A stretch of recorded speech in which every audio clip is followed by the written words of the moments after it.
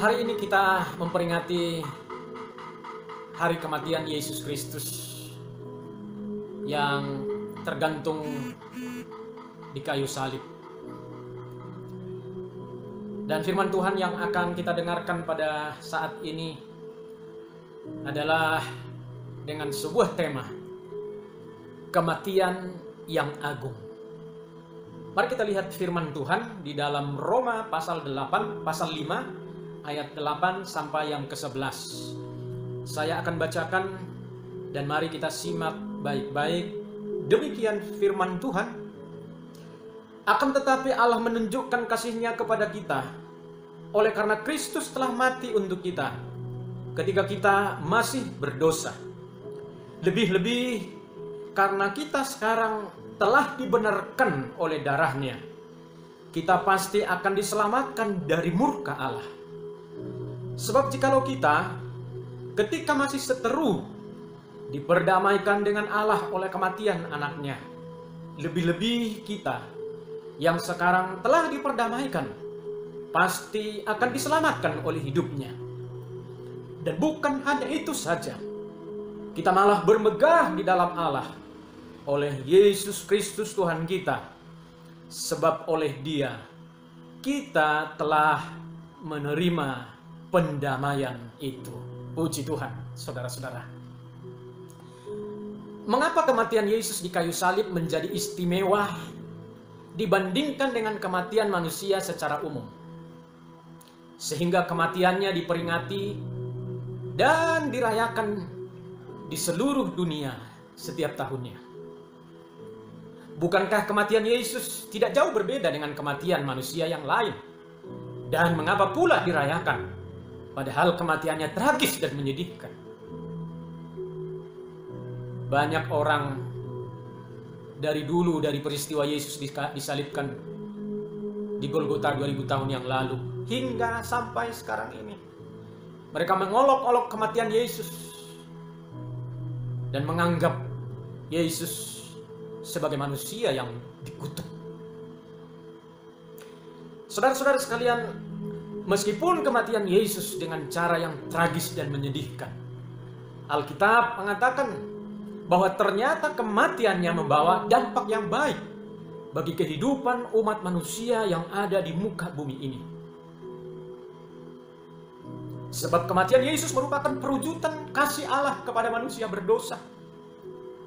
Ayat 5, pasal 5 ayat 8 yang kita sudah baca tadi, yang berkata, akan tetapi Allah menunjukkan kasih-Nya kepada kita oleh karena Yesus telah mati untuk kita ketika kita masih berdosa. Jadi Tuhan Allah mengasihi kita justru ketika kita dalam keadaan berdosa. Selanjutnya dikatakan kematian Yesus adalah untuk memperdamaikan antara Allah dengan manusia. Sebab karena dosa, manusia menjadi seteru dari Allah. Ayat 10, sebab jikalau kita ketika masih seteru Allah, diperdamaikan dengan Allah oleh kematian anaknya. Kematian Yesus bertujuan agar kita dibenarkan oleh darah-Nya dan agar kita diselamatkan dari murka Allah. Dan kita menerima keselamatan yang kekal. Dan lebih menakjubkan lagi, saudara-saudara yang saya kasih dalam Tuhan, ayat 11, dia berkata, dan bukan hanya itu saja. Bukan hanya yang saya bicarakan yang pertama itu. Kita malah bermegah dalam Allah oleh Yesus Kristus Tuhan kita. Sebab oleh Dia, sebab oleh kematiannya, kita menerima pendamaian itu. Alkitab mengatakan oleh Yesus Kristus yang bersedia dan rela mati, kita dinyatakan sebagai orang-orang yang bermegah di dalam Tuhan. Saya melihat di dalam kamus besar bahasa Indonesia, arti bermegah itu berbangga, bukan sombong.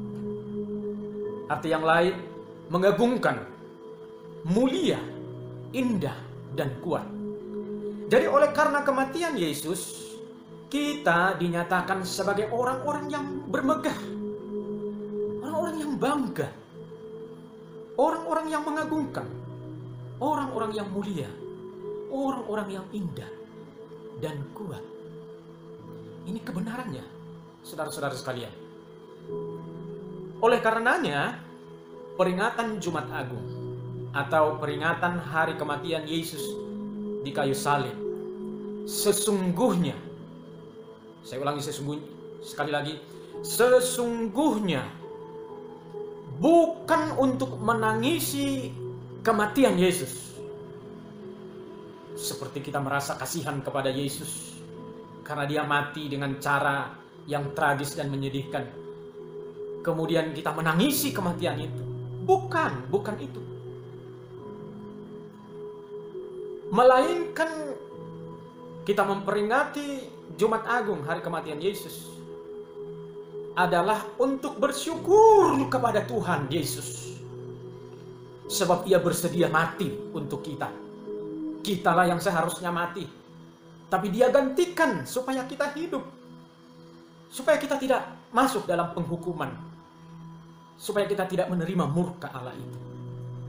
Jadi peringatan Jumat Agung sebenarnya bukan untuk menangisi kematian Yesus. Suatu kali ketika Yesus hendak dibawa menuju Bukit Golgota, di mana ia akan disalibkan di sana, kita tahu dalam cerita kisah itu ada banyak orang-orang yang mengikuti dia dan beberapa perempuan-perempuan mengikutinya. Karena kita mencatat mereka menangisi dan meratapi Yesus. Lalu Yesus menegur mereka dan berkata, "Janganlah kamu menangisi aku, melainkan tangisilah dirimu sendiri dan tangisilah anak-anakmu." Dalam Lukas 23 ayat 28.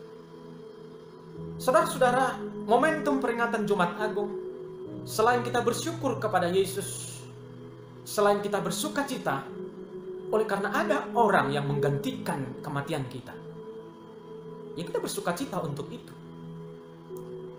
Tetapi saudara-saudara, momentum kematian Yesus, momentum peringatan Jumat Agung, sesungguhnya merupakan momentum pertobatan.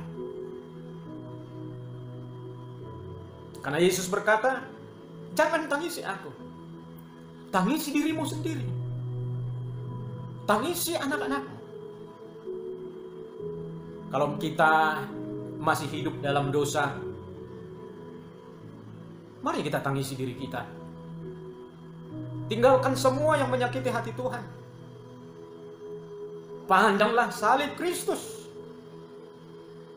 Pandanglah dia yang tersalib tergantung di atas kayu salib itu. Sebab di sana ada pengampunan. Kalau engkau melihat anak-anakmu sudah menyimpang dari jalan Tuhan, sudah tidak mau lagi beribadah, tangisilah mereka. Berdoalah buat mereka. Ajak mereka. Itulah yang kita tangisi. Kalau keluarga kita belum percaya kepada Yesus, suami atau istrimu yang belum mengenal Kristus, momentum peringatan Jumat Agung ini, tangisilah, doakanlah mereka. Sebab Yesus sudah mati buat mereka. Sekali lagi Bapak Ibu Saudara-saudara, saya mengajak kita untuk melihat kebenaran firman Tuhan. Berkata bahwa, dan bukan hanya itu saja, kita malah bermegah di dalam Allah oleh Yesus Kristus Tuhan kita. Sebab oleh Dia kita telah menerima pendamaian. Sekali lagi firman Tuhan mengajak kita untuk bangga, bermegahlah di dalam Tuhan. Saya tidak mengajak untuk sombong, bukan. Tapi bermegah bahwa hidup kita di dalam Tuhan adalah hidup yang mengagumkan, hidup yang luar biasa. Oleh karenanya kita tidak perlu malu, dan jangan malu. untuk mengabarkan bahwa Yesus mati demi keselamatan dan pengampunan dosa umat manusia. Saudara-saudara, kita akan menyaksikan bahwa akan ada orang-orang yang mengolok-olok kematian Yesus. Dan Yesus berkata, mereka tidak tahu apa yang mereka perbuat. Akan hal ini, firman Tuhan berkata dalam 1 Korintus pasal yang kedua ayat 18, sebab pemberitaan tentang salib memang adalah kebodohan bagi mereka yang akan binasa. Tetapi bagi kita yang diselamatkan, pemberitaan itu adalah kekuatan Allah. Haleluya. Bagi orang lain, kematian Yesus itu adalah sebuah kebodohan. Pemberitaan tentang salib itu adalah sebuah kebodohan. Tapi bagi kita yang diselamatkan, pemberitaan tentang salib, tentang Yesus yang disalibkan, itu adalah kekuatan Allah.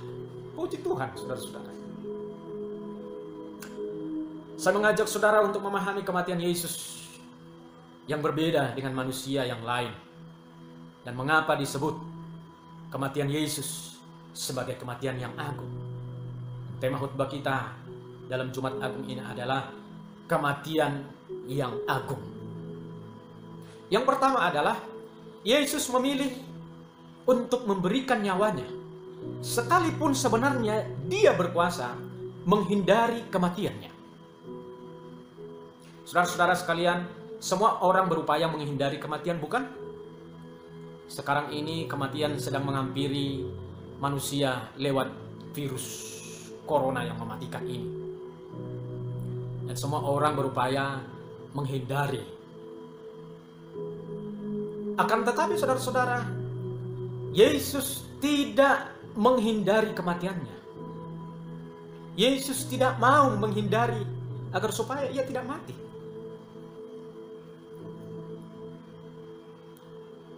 Ia mengikuti alur kehendak Bapanya yang di surga.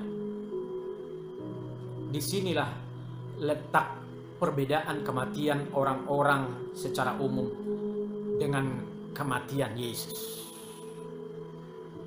Kematian manusia secara umum adalah mereka mati karena tua, mereka mati karena sakit, mereka mati karena bunuh diri, mereka mati secara mendadak, dan mereka mati konyol. Seperti sekarang ini ada juga orang-orang yang mati konyol oleh karena virus corona, merasa sok kuat, dan akhirnya mereka mati konyol. Saudara sekalian, kematian Yesus bukan karena faktor-faktor ini, saudara-saudara. Tetapi kematiannya adalah kematian yang memenuhi kehendak Bapanya. Sebab hanya oleh kematian Yesuslah terjadi penebusan dan keselamatan. Seandainya Yesus menyingkir dan tidak mau untuk mati, maka dosa manusia akan tetap ada. Penebusan dan pengampunan tidak akan pernah terjadi. Saudara-saudara sekalian, Yesus memilih memberikan nyawanya, sekalipun sebenarnya dia berkuasa menghindari kematiannya. Saudara-saudara, ketika Yesus hendak ditangkap di Taman Getsemani, ia berkata kepada orang-orang yang datang untuk menangkap dia, "Kamu pikir saya ini penyamun, sehingga kamu datang dengan pedang dan pentung? Kalau saya mau, saya bisa meminta agar Bapakku segera mengirimkan lebih dari 12 pasukan malaikat untuk membantu aku." Bahkan di dalam kitab Yohanes, ketika orang-orang itu hendak maju menangkap Yesus, mereka terlempar ke belakang dan mereka rebah. Yesus bisa membunuh mereka sebab dia berkuasa. Yesus bisa menghindari kematiannya sebenarnya, tapi ia tidak mau. Saudara-saudara, Yesus memilih untuk mengikuti alur kehendak Tuhan atas dirinya, agar semua yang tercatat di dalam kitab para nabi-nabi tentang dirinya digenapi, saudara-saudara. Bahkan Alkitab mencatat Yesus mati bukan karena dibunuh, seperti dua penjahat yang ada di sebelah kiri dan di sebelah kanan Yesus. Tetapi Yesus mati, Alkitab mencatat, setelah ia menyerahkan nyawanya kepada Bapaknya.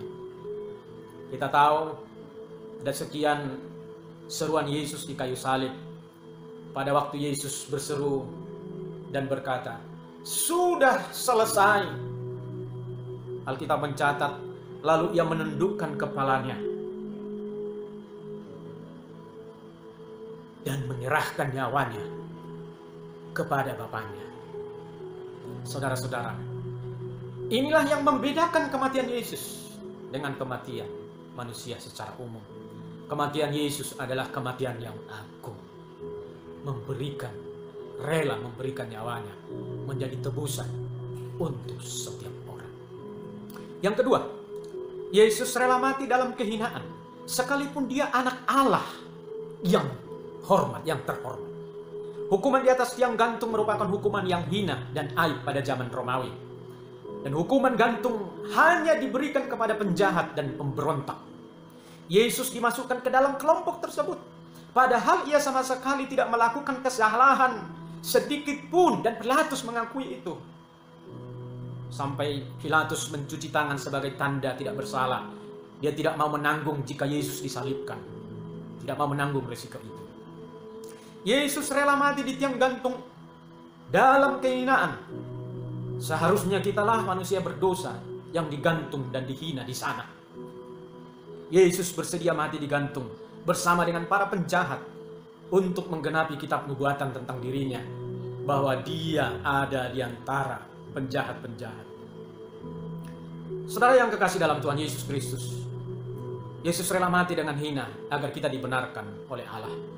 Dia yang tidak mengenal dosa telah dibuatnya berdosa karena kita, supaya di dalam Dia kita dibenarkan. Saudara-saudara, Yesus merendahkan dirinya dan taat sampai mati, supaya kita yang seharusnya mati menjadi hidup, karena kematian kita telah digantikan oleh Yesus. Dan dia taat mati, dan mati di atas kayu salib. Itulah sebabnya saudara-saudara sekalian, Bapa di surga sangat bangga kepada Yesus. Dan Alkitab di dalam kitab Filipi dikatakan, itulah sebabnya dia layak menerima kehormatan, layak menerima kemuliaan. Segalanya diberikan kepada Yesus. Saudara sekalian, mari kita bersyukur kepada Tuhan Yesus. Mari kita berterima kasih yang mendalam kepada Yesus, sebab Ia telah rela mati menggantikan kita. Dan saudara-saudara, hargailah kematian Yesus di kayu salib itu dengan hidup benar di mata Tuhan. Hargailah kematian Yesus yang telah membenarkan kita di hadapan Bapa, dengan mau melayani, dengan mau berbuat sesuatu untuk Tuhan, untuk kerajaan-Nya. Saudara sekalian, biarlah firman Tuhan ini boleh meneguhkan kita, memberkati kita semua. Haleluya. Amin. Mari kita berdoa. Kami bersyukur Tuhan untuk firman-Mu pada peringatan Jumat Agung ini. Kami bersyukur Tuhan, Engkau Yesus rela mati dan bersedia mati untuk kami, yang seharusnya kamilah yang mati. Tetapi Engkau mengambil alih kematian itu dari kami, dengan Engkau rela mati, tergantung antara langit dan bumi di tiang gantung yang hina itu, supaya kami menjadi mulia di hadapan Tuhan. Tuhan, terima kasih untuk kebaikan-Mu, untuk kasih-Mu untuk setiap kami. Mari Tuhan, sadarkan setiap kami Tuhan, untuk kami menghormati, menghargai korban tebusan-Mu Tuhan. Bila semua kami boleh mengalami kematian di dalam Yesus, mematikan segala kedagingan kami, mematikan segala tabiat-tabiat duniawi kami, dengan kami mau hidup baru di dalam Yesus.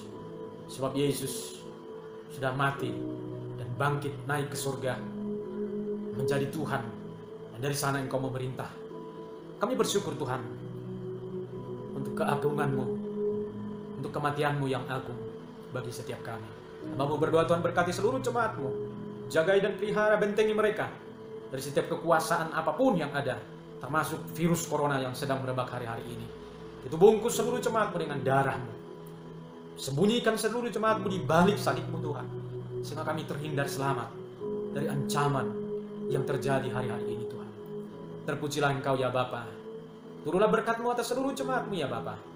Biarlah berkat damai sejahtera dari Allah Bapa, kasih karunia dan rahmat Tuhan Yesus Kristus, serta persekutuan, pertolongan, penghiburan Roh Kudus boleh kiranya memberkati, menyertai kami hari ini sampai selama-lamanya, sampai Tuhan Yesus menjemput setiap kami yang percaya.